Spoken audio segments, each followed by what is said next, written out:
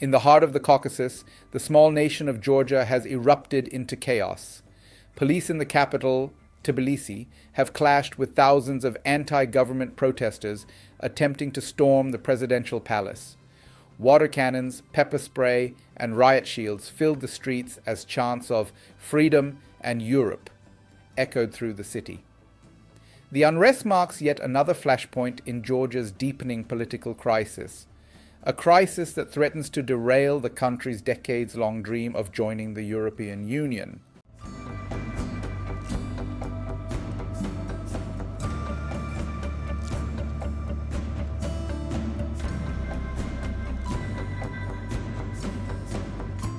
The turmoil began after last year's parliamentary elections, when the ruling Georgian Dream party claimed victory amid allegations of widespread voter fraud.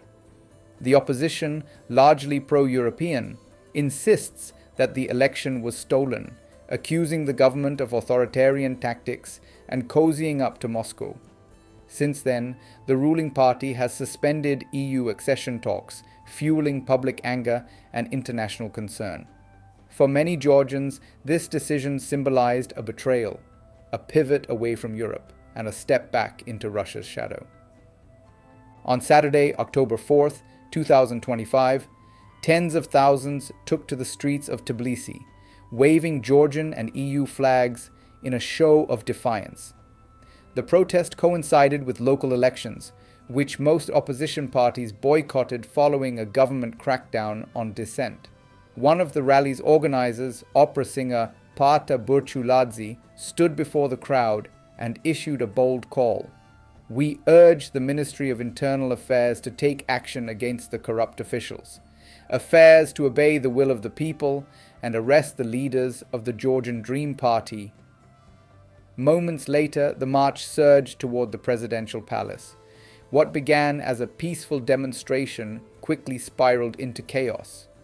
Protesters attempted to breach the compound gates, and riot police retaliated with pepper spray and water cannons. Within minutes, Tbilisi's Central Avenue turned into a battlefield of smoke, shouting, and panic. The unrest comes after months of increasing repression. Georgia's government has jailed opposition leaders, targeted independent journalists, and shut down critical NGOs. According to human rights groups, hundreds of protesters have been detained in recent months, many fined around $1,800 for simply blocking streets. Surveillance cameras equipped with AI facial recognition now monitor protest routes, leaving many demonstrators fearful of being identified.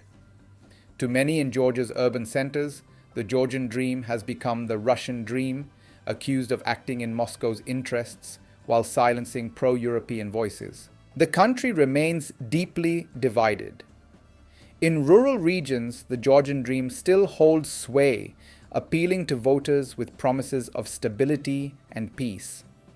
But in the cities, especially Tbilisi, Batumi, and Kutaisi, the mood is vastly different. Young Georgians see their government as corrupt, authoritarian, and increasingly anti-democratic. Despite the confusion, the message from demonstrators remains clear. They want political prisoners freed, new elections, and a return to the path of democracy. Georgia's nightly protests have now become a symbol of the broader East-West tug-of-war in the region between democratic aspirations and authoritarian drift. The European Union and United States have repeatedly urged the government to uphold democratic standards, warning that suppression of opposition voices could jeopardize future EU integration. But inside Georgia, trust in institutions is collapsing. With opposition leaders imprisoned, activists harassed, and security forces empowered, the risk of prolonged unrest looms large. As the smoke clears over Tbilisi, one question hangs heavy in the air.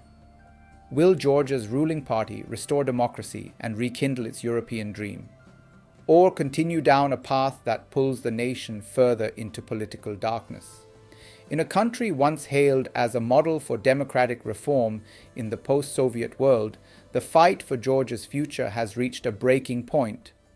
and the world is watching.